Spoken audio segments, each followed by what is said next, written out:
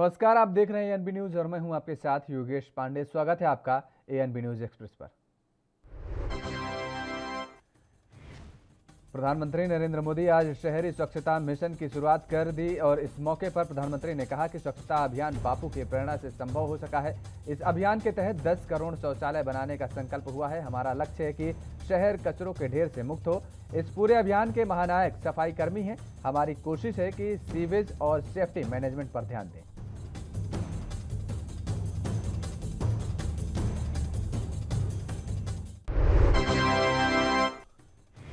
प्रधानमंत्री नरेंद्र मोदी ने स्वच्छता अभियान का जिक्र करते हुए कहा कि पहले शहरों में सड़क और गलियों पर कचरा नजर आता था। अब स्वच्छता ऐप के जरिए लोग अपडेट कर देते हैं। लोग तरह तरह के अभियान में शामिल हो रहे हैं। कहीं भी कचरा फेंकने पर रोक लगा देते हैं। स्वच्छता रैंकिंग में कोई दूसरा शहर आगे निकल जाए तो लोग चर्चा करते हैं कि वह शहर आगे निकला, हम में क्या कमी रह गई।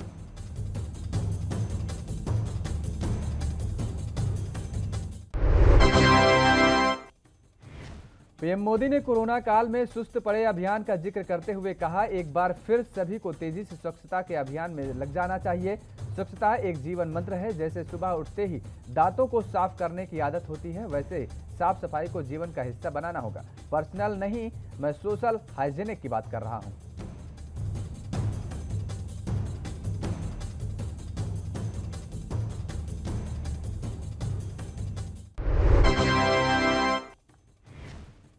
पीएम मोदी ने कहा कि घर घर तक जल पहुंचाने के लिए मिशन अमृत की योजना है। शहरों को पूरी तरह कचरा मुक्त करने की योजना है। दूषित और काले पानी के निपटारे पर काम करना है। इस मौके पर प्रधानमंत्री ने 3R का जिक्र किया है। रिड्यूस, रिड्यूस और रिसाइकिल पर फोकस करना होगा। 2014 के पहले 7 वर्षों की बात करें तो शहरी विकास मंत्रालय के लिए करीब 1.25 लाख करोड़ रुपए का ही बजट आवंटित हुआ है।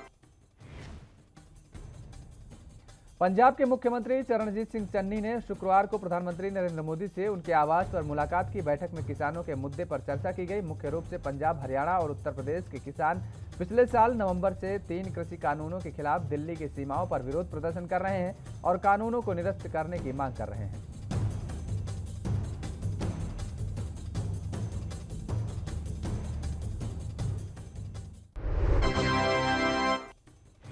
बैठक के बाद सीएम चन्नी ने कहा, पंजाब का मुख्यमंत्री बनने के बाद पहली बार प्रधानमंत्री नरेंद्र मोदी से औपचारिक तौर पर मुलाकात हुई है। लंबी बातचीत हुई है। पंजाब में प्रोक्योरमेंट का सीजन शुरू हो रहा है और उसे लेकर हमने चर्चा की है। बता दें कि पंजाब और हरियाणा में बरसात की वजह से धान की सरकारी खरीद को 10 दिन के लिए टाला गया है।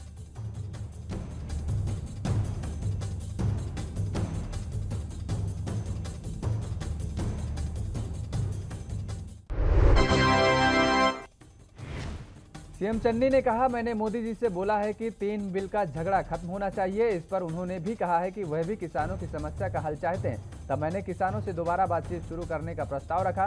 पाकिस्तान और इंडिया कॉरिडोर को दोबारा खोलने को लेकर भी हमने बात की है ताकि श्रद्धालुओं को दिक्कत ना हो। सीएम चन्नी ने कहा कि ऑर्गेनिक खेती पर भी बातें हुई हैं।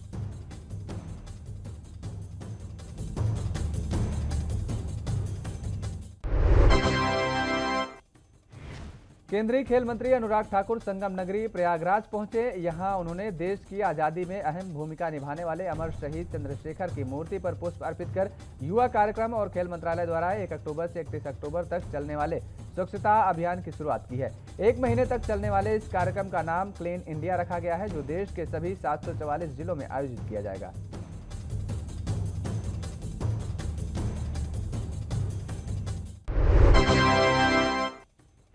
अनुराग ठाकुर ने कहा कि आज हम प्रयागराज से देश भर के युवाओं और आम जनता के बीच एक संदेश देना चाहते हैं कि जिस तरह से राष्ट्रपिता महात्मा गांधी की स्वच्छता की सोच को ऊंचाइयों तक ले जाने के लिए देश के प्रधानमंत्री नरेंद्र मोदी प्रयास कर रहे हैं, उसको अमली जामा पहनाने की कोशिश कर रहे हैं, उसी तरह हम सबको मिलकर आगे आना होगा।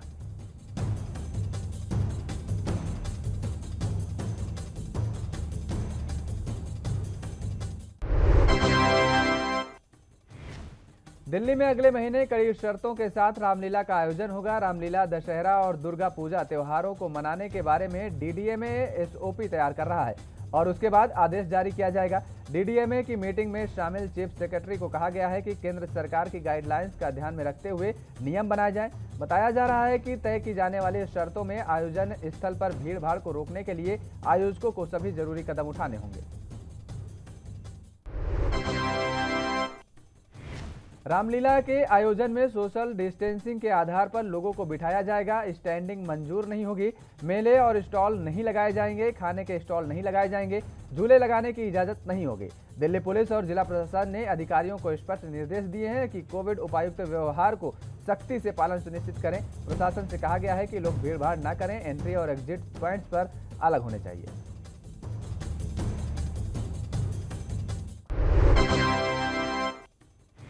कृषि कानून के मसले पर जारी किसानों के आंदोलन के बीच सरकार और किसान संगठन फिर आमने सामने हैं। धान की खरीद को लेकर पंजाब हरियाणा में बवाल हो रहा है। फसल खरीद में हो रही देरी को देखते हुए अब किसान नेता गुरनाम सिंह चढ़ूनी ने हरियाणा की मनोहर लाल खट्टर सरकार को सीधे चेतावनी दी है। गुरनाम सिंह का कहना है कि अगर 2 अक्टूबर को फसल खरीद शुरू नहीं हुई तो इनका कुत्ता भी घर से बाहर नहीं निकल पाएगा।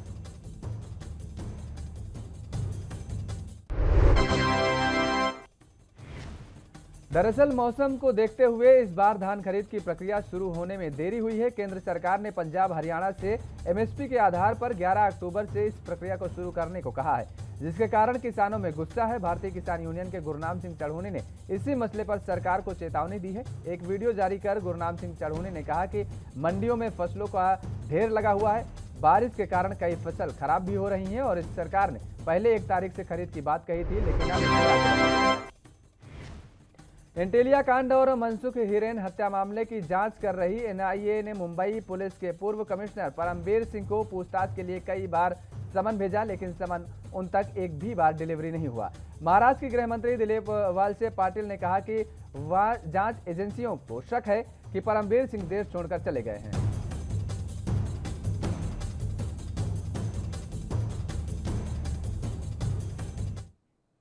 फिलहाल रुकते हैं एक छोटे से ब्रेक के लिए। ब्रेक के बाद फौरन हाजिर होते हैं।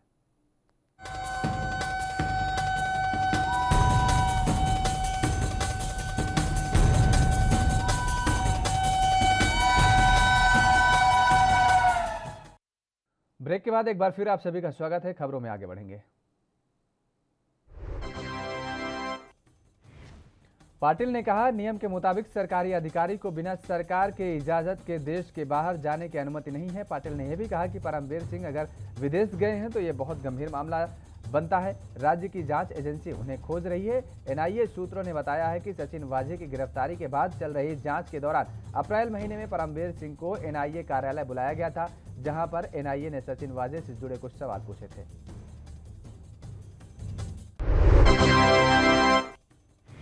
पाटिल ने कहा, एजेंसी को शक है कि परमबीर देश छोड़कर कहीं बाहर चले गए हैं। साथ ही एजेंसियों को यह भी शक है कि परमबीर शायद यूरोपियन देश में छिपे हुए हैं। हालांकि इसका सबूत अभी तक किसी एजेंसी को नहीं मिला है। चार्जशीट के मुताबिक एक साइबर एक्सपर्ट ने अपने जवाब में एनआईए को बताया कि एंटेलिया के पास जो जिलेटिन स्टिक्स स्कॉर्पियो में मिली थी, उसके बाद एक टेलीग्राफ चैनल पर धमकी आई थी और जिस पर जैश उल हिंद लिखा था, ये कहां से आया था? मैसेजेस की रिपोर्ट को मॉडिफाइड करने के लिए सिंह ने 5 लाख रुपए दिए थे।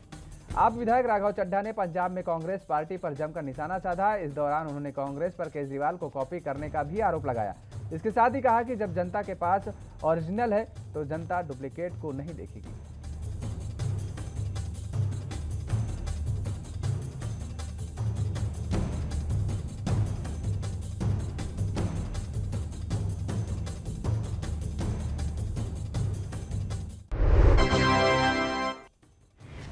टाटा सन्स ने घाटे में चल रही सरकारी विमानन कंपनी एयर इंडिया के लिए बोली जीत ली है। ब्लूमबर्ग की रिपोर्ट के अनुसार अब टाटा ग्रुप एयर इंडिया का नया मालिक होगा। रिपोर्ट में कहा गया है कि मंत्रियों के एक पैनल में एयरलाइन के अधिग्रहण के प्रस्ताव स्वीकार कर लिया गया है। आने वाले दिनों में एक आधिकारिक घोषणा की उम्मीद है।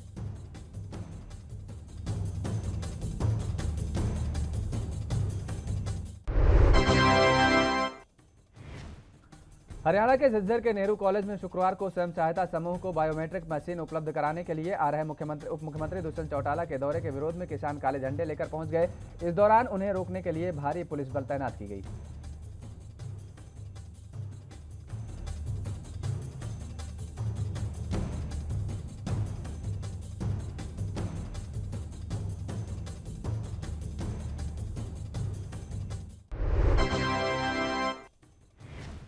पुलिस और किसान आमने सामने डटे रहे। किसानों पर पुलिस की तरफ से पानी की बौछारें भी की गईं। कुछ किसानों को पकड़कर बस में भी बैठा लिया गया, लेकिन कुछ देर बाद ही उन्हें छोड़ दिया गया। फिलहाल किसान सड़क पर बैठे रहे और जिला प्रशासन की तरफ से एसपी, डीएसपी, एडीसी भी मौके पर मौजूद रहे।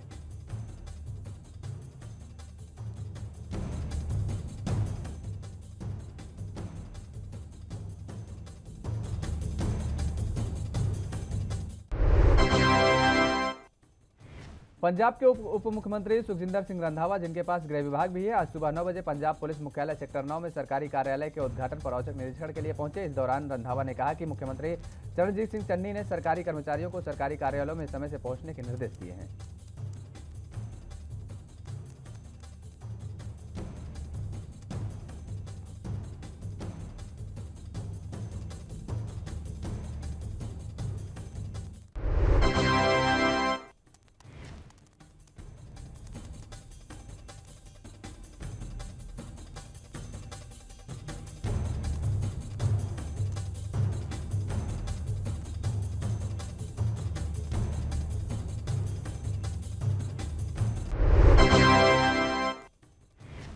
रंधावा ने कहा, मुख्यमंत्री ने कर्मचारियों को निर्देश दिए हैं ताकि राज्य के लोगों को सरकारी कार्यालय में किसी भी प्रकार की शर्मिंदगी महसूस न हो। उप मुख्यमंत्री रंधावा ने आगे कहा कि प्रदेश की जनता को बेहतर, कुशल एवं जनहितैषी सेवाएं प्रदान करने के लिए आज मुख्यालय पर यह जांच की गई है।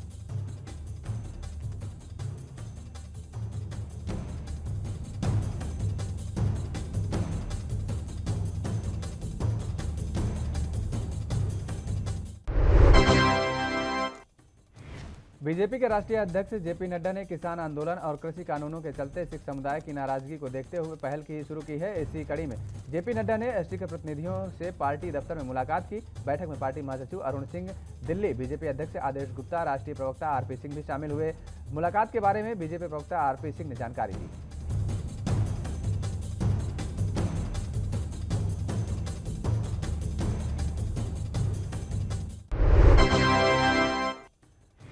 एनसीबी ने बॉलीवुड अभिनेता अर्जुन रामपाल के साथी के साथ भाई से जुड़े ड्रग्स मामले में शहर के एक होटल व्यापारी को गिरफ्तार किया है।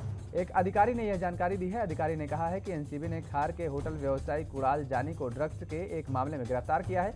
इसी मामले में रामपाल के साथी गैब्रिएला के भाई दक्षिण अफ्रीकी नागरिक एजिसिला ओस को पिछले साल अक्टूबर में गिरफ्तार किया गया था।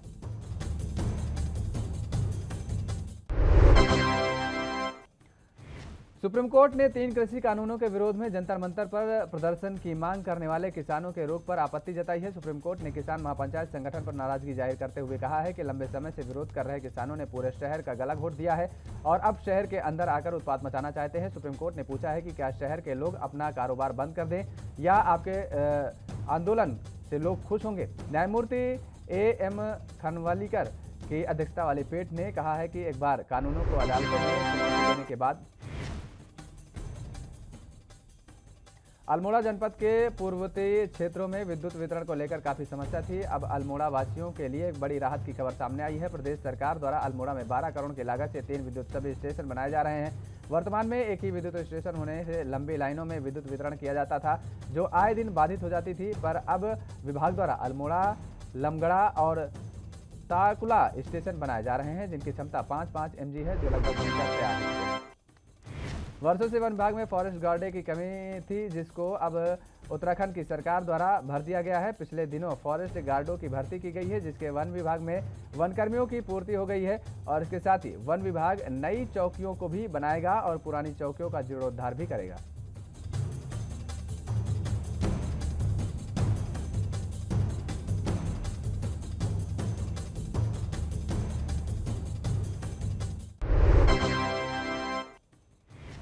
हरियाणा के फरीदाबाद से बदमाशों को पकड़ने हरिद्वार पहुंची क्राइम ब्रांच की टीम को बदमाशों से मुठभेड़ हो गई है, जिसमें हरियाणा पुलिस के एक सिपाही की मौत हो गई है। आपको बता दें कि हरियाणा पुलिस की डकैती के आरोपियों को लोकेशन हरिद्वार में मिली थी, जिसके बाद हरियाणा पुलिस की टीम ने हरिद्वार पहुंचकर धरपकड़ करने की कोशिश की तो बदमाशों ने पुलिस पर फायरिंग शुरू कर दी। फायरिंग में एक गोली हरियाणा पुलिस के कांस्टेबल संदीप को लग गई, जिसके बाद आनन फानन में घायल संदीप को अस्पताल में ले जाया गया, जहां डॉक्टरों ने उसे मृत घोषित कर दिया। ऋषिकेश के गढ़ीर श्यामपुर स्थित रीटा इंटर कॉलेज को जल्द ही अटल उत्कृष्ट विद्यालय का दर्जा मिलने वाला है, जिसकी घोषणा ब्लॉक प्रमुख भगवान सिंह पोखरियाल ने वृहद वृक्षारोपण कार्यक्रम के दौरान की।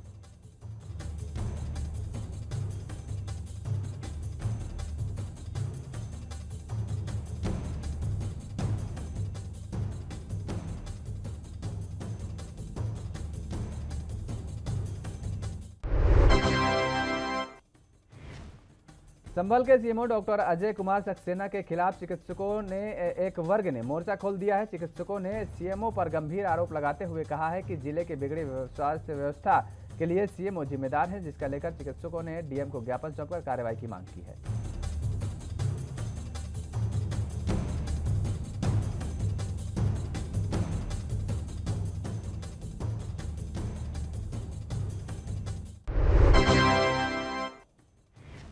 सिद्धार्थनगर जिले के डुमरियागंज में 3 अक्टूबर को सीएम योगी आदित्यनाथ का संभावित दौरा है, जिसको लेकर जिले के डीएम दीपक मीणा और एसपी डॉक्टर यशवीर सिंह सहित मंत्री सतीश द्विवेदी ने कार्यक्रम स्थल का निरीक्षण किया। मुख्यमंत्री के आगमन को लेकर प्रशासन तैयारियों में जुटा हुआ है।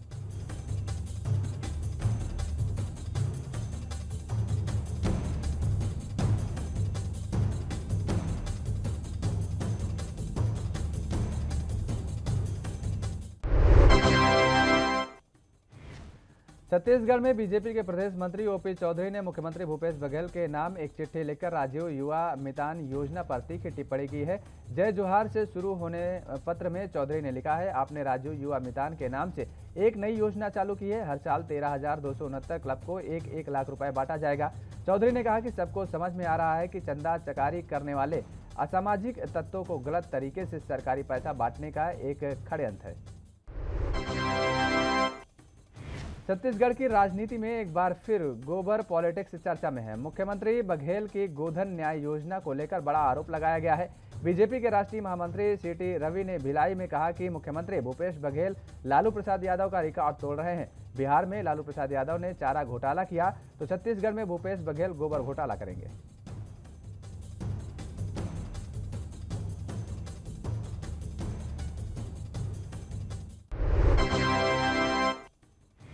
छत्तीसगढ़ में दुर्ग जिले के जिला पंचायत क्षेत्रों में हुए निर्माण और विकास कार्यों के लिए वित्तीय वर्ष में 15 में वित्तीय आयोग मद से प्राप्त राशि का बंदरबांट किया गया है। सत्ता पक्ष कांग्रेस के जिला पंचायत सदस्यों के निर्वाचन क्षेत्र के लिए राशि की स्वीकृति प्रदान की गई है, जबकि बीजेपी के जिला पंचायत सदस्यों के निर्वाचन क्षेत्र की उपेक्षा की गई है।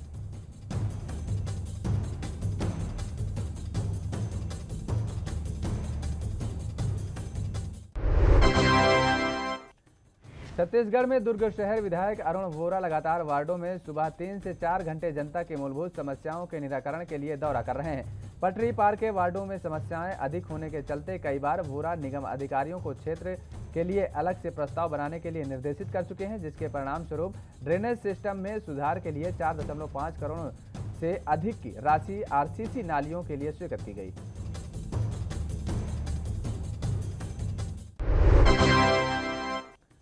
केंद्र सरकार से लेकर मध्य प्रदेश के मुखिया शिवराज सिंह चौहान शिक्षा को लेकर एड़ी चोटी का जोर लगा रहे हैं, लेकिन इसके बावजूद सरकारी स्कूलों की स्थिति दयनीय बनी होती जा रही है। हम बात कर रहे हैं मंदसौर के कालाखेत हायर सेकेंडरी के अंतर्गत आने वाले प्राथमिक स्कूल के हालात की। यहाँ की बुनियादी सुविधाएं तक स्कूलों से नदारद हैं। सरकार शिक्षा को सुधारने की बात करती है, लेकिन मंदसौर जिले के एक स्कूल की हालत देखते ही सारे दावे फेल नजर आ रहे हैं।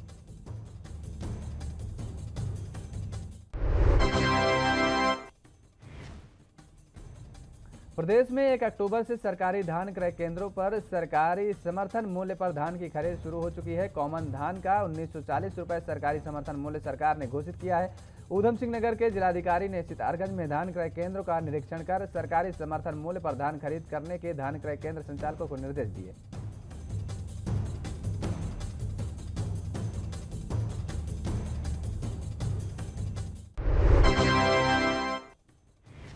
उत्तराखंड में उत्तरकाशी के बड़कोट में कांग्रेस की प्रदेश प्रवक्ता गरिमा दसौनी गढ़वाल मंडल भ्रमण के तहत बड़कोट पहुंची, जहां कांग्रेस कार्यकर्ताओं ने कांग्रेस प्रदेश अध्यक्ष ओबीसी मोर्चा संजय डोभाल के नेतृत्व में गरिमा दसौनी का स्वागत किया। गरिमा ने सूबे की वर्तमान सरकार को काला अध्याय की उपाधि देते हुए कहा कि बीजेपी की सरकार जब प्रदेश को नेतृत्व को स्थिर नहीं कर पा रही है तो विकास को कैसे करेगी।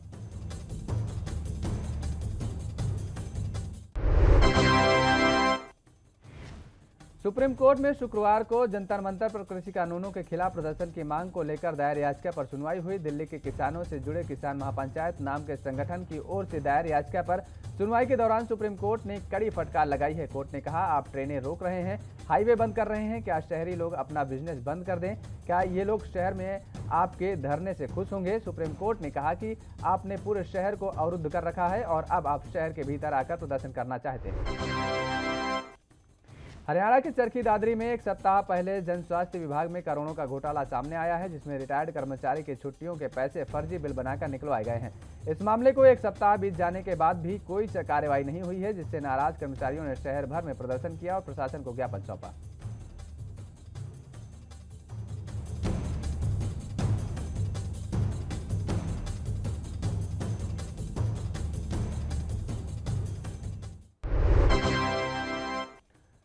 राज्यसभा सांसद दीपेंद्र हुड्डा ने कहा कि कांग्रेस के शासनकाल में पूर्व सीएम भूपेंद्र सिंह हुड्डा ने पदक लाओ पद पाओ की नीति बनाई थी, लेकिन मौजूदा सरकार ने खिलाड़ियों के प्रति भेदभाव दिखाते हुए अभी तक किसी भी ओलंपिक पदक विजेता को कोई पद नहीं दिया है। आपको बता दें कि दीपेंद्र हुड्डा सोनीपत में ओलंपियन पदक विजेता रवि दहिया के सम्मान समारोह में बतौर मुख्य अतिथि पहुंचे थे।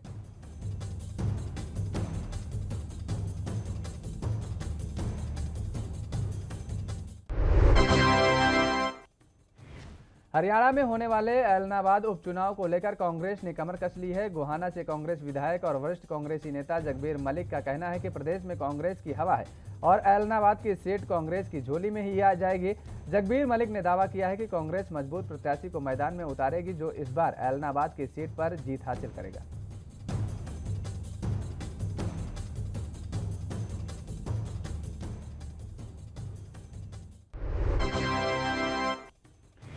हरियाणा में आंगनबाड़ी वर्कर्स ने सरकार के खिलाफ मोर्चा खोल दिया है। पूरे प्रदेश के जिला मुख्यालय पर आंगनबाड़ी वर्कर्स की ओर से प्रदर्शन किए जा रहे हैं और इसी कड़ी में यमुनानगर में भी सैकड़ों आंगनबाड़ी वर्कर्स ने सरकार के खिलाफ प्रदर्शन करते हुए नारेबाजी की। यमुनानगर जिले सचिवालय के सामने भारी संख्या में जुटी आंगनबाड़ी वर्कर्स ने आरोप लगाया कि सरकार आंगनबाड़ियों वर्कर्स को एनजीओ के हवाले करने जा रही है, जिसके चलते उन्हें अपनी नौकरी जाने का खतरा है।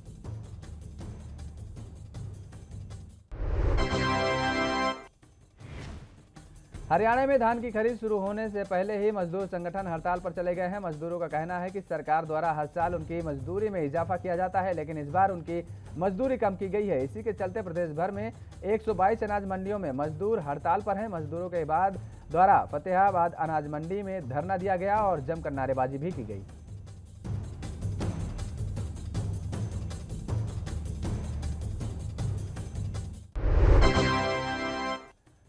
यूपी विधानसभा चुनाव की तैयारियों में जुटी कांग्रेस अब पूरी तरह से चुनावी मोड में आ गई है। इसी कड़ी में कांग्रेस महासचिव प्रियंका गांधी इन दिनों उत्तर प्रदेश के दौरे पर हैं। कांग्रेस की यूपी प्रभारी प्रियंका गांधी अब सप्ताह में 5 दिन लखनऊ में ही रहकर चुनावी तैयारियों पर नजर रखेंगी। इसके संकेत उन्होंने खुद कांग्रेस के प्रदेश मुख्यालय में सलाहकार समिति की बैठक में दी।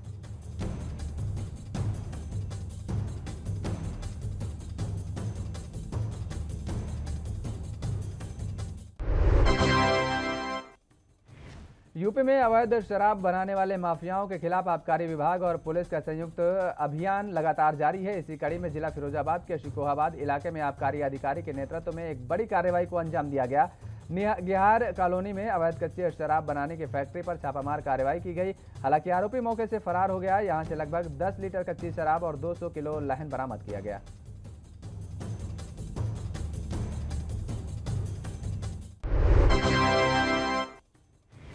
यूपी के ललितपुर जिले के एसपी क्राइम को कंट्रोल करने के लिए लगातार अपराधियों पर नजर बनाए हुए हैं और इसी कड़ी में ललितपुर जनपद के थाना बार पुलिस ने 3 आरोपियों को गिरफ्तार किया है, जो कि किसी बड़े अपराध को अंजाम देने की फिराक में थे।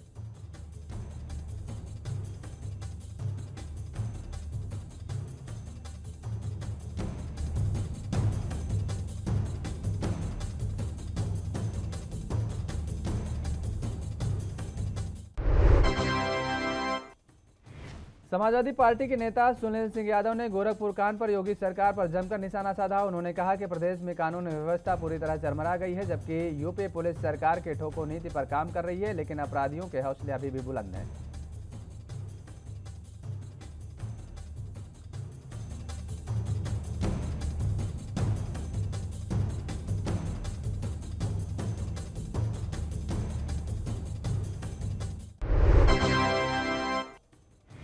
उत्तराखंड के उधम सिंह नगर के डीएम रंजना राजगुरु ने खटीमा पहुंचकर नागरिक चिकित्सालय का निरीक्षण किया। निरीक्षण के दौरान डीएम ने अस्पताल में भर्ती मरीजों के साथ मिलकर उनका हाल जाना।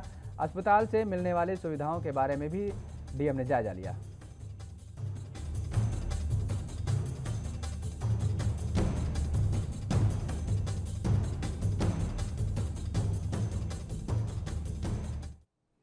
एएनबी न्यूज एक्सप्रेस में फिलहाल मेरे साथ इतना ही। देश और दुनिया की तमाम खबरों के लिए आप बने रहिए एएनबी न्यूज के साथ।